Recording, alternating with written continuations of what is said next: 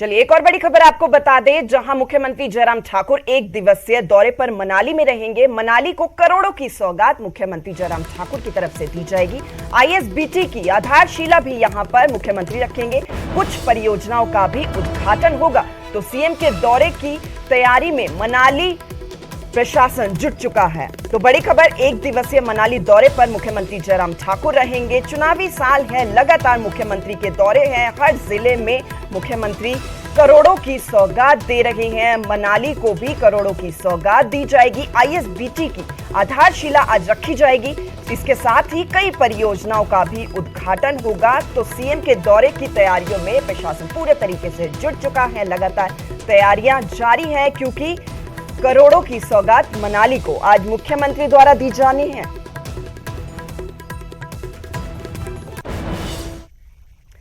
तो हिमाचल प्रदेश कैबिनेट की बैठक में कई अहम फैसलों पर तो मुहर लगाई गई। गुरुवार को यह बैठक हुई थी, जिसमें रोजगार, कर्मचारियों और जन कल्याण से जुड़े कई बड़े फैसले लिए गए। कैबिनेट ने विभिन्न विभागों में सैकड़ों पदों को भरने का फैसला लिया। कर्मचारियों के मानदेय बढ़ाने, नए जल शक्ति मंडल, स्कूलों को अपग्रेड कराने का भी फैसला यहां पर लिया गया।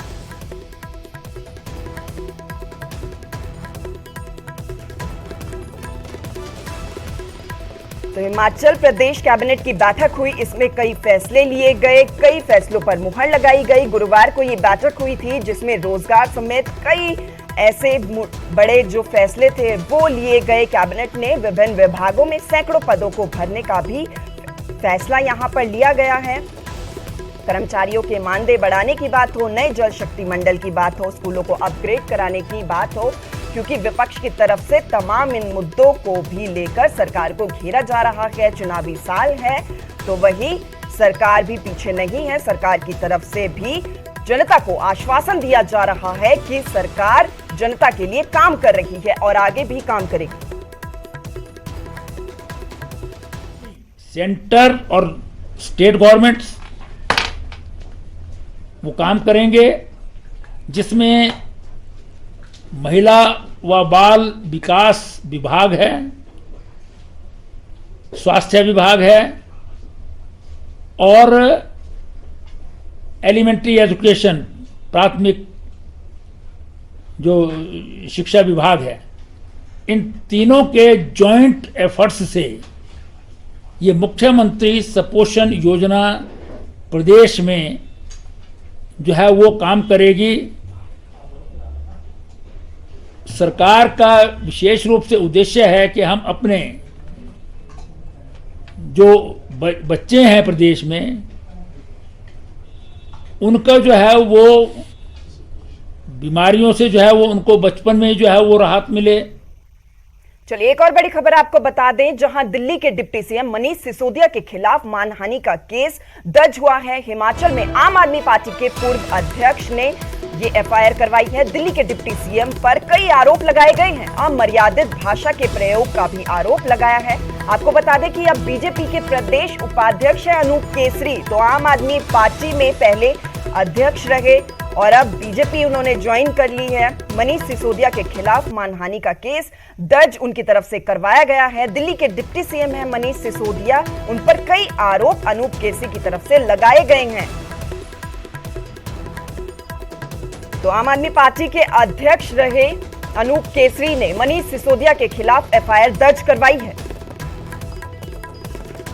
अप्रैल 2022 को 8 तारीख को मैंने आम आदमी पार्टी छोड़कर बीजेपी का दामन थामा था और उसके नेक्स्ट डे आम आदमी पार्टी के दिल्ली के मुख्यमंत्री, उप मुख्यमंत्री व शिक्षा मंत्री मनीष सिसोदिया जी ने पार्टी छोड़ने को लेकर मेरे ऊपर कुछ गंभीर और निराधार आरोप लगाए थे और उन आरोपों के कारण उन्होंने मेरी समाज में जो छवि है उसको खराब करने की कोशिश की थी। लेकिन उनके पास कोई तथ्य नहीं थे। तथ्यहीन उन्होंने जो शब्द उसमें अपने प्रेस कॉन्फ्रेंस में जारी बोले थे। आज उसी को लेकर हमने माननीय उन्नाव न्यायालय में उनके अगेंस्ट मानहानि का दावा दायर कर दिया है। चलिए एक और बड़ी खबर आपको बता दें, जहां प्रदेश सरकार पर भड़के हैं नेता प्रतिपक्ष। तो जनता का ध्यान भटकाना चाहती है सरकार, ये उनकी तरफ से कहा गया। महाक्विज प्रतियोगिता पर कई बड़े सवाल खड़े किए गए हैं। हिमाचल कर्ज में बुरी तरह से डूबा हुआ है, ये मुकेश अग्निहोत्री की तरफ से कहा गया। साथ ही उन्होंने कहा कि दोनों हाथों से खजाना सरकार लुटा रही है। तो बड़ी खबर, प्रदेश सरकार पर नेता प्रतिपक्ष मुकेश अग्निहोत्री भड़के हैं। जनता का ध्यान सरकार की तरफ से भटकाया जा रहा है। महाक्विज प्रतियोगिता पर कई बड़े सवाल उनकी तरफ से खड़े किए गए हैं। हिमाचल कर्ज में बुरी तरह से डूब चुका है, ये उन्होंने कहा। साथ ही ये भी कहा कि दोनों हाथों से सरकार खजाना लुटा रही है। तो महाक्विज प्रतियोगिता का ऐलान हुआ, जिसको लेकर अब बड़े सवाल खड़े किए जा रहे हैं। विपक्ष की तरफ से लगातार सरकार को घेरा जा रहा है। मुकेश अग्निहोत्री ने यह कहा कि हिमाचल कर्ज में बुरी तरह से डूबा है और दोनों हाथों से सरकार खजाना लुटा रही है। किस तरह से सरकारी खजाने को लुटा रही है,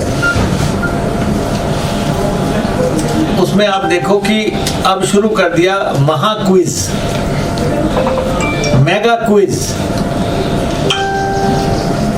कि सरकारी कोष से 1000 रुपए का आपको इनाम दिया जाएगा, 1000 इनाम दिए जाएंगे। पेपर सेंटर खुद बने हुए हैं, पेपर लीक खुद करने वाले हैं, जो इनकी परंपराएं रही हैं, और फिर उस पर ऊंचे ऊंचे इनाम रखे जा रहे हैं।